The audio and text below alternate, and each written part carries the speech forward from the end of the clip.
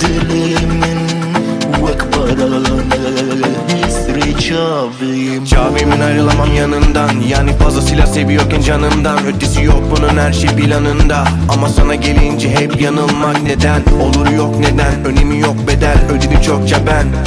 Ey, sana sular getirdim bin dereden, ama beni yargıladın dinlemeden.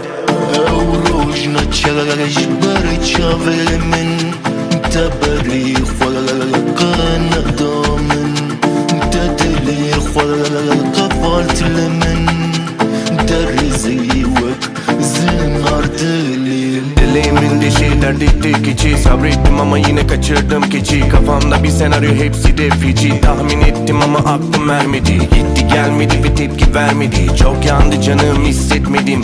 İçtim ermedim, durdum bekledim. Hiçbir zaman ama seni hissetmedim. Kulaku minuta avda bu bedelovani biçunata bi avma stuhwaru bi khadima.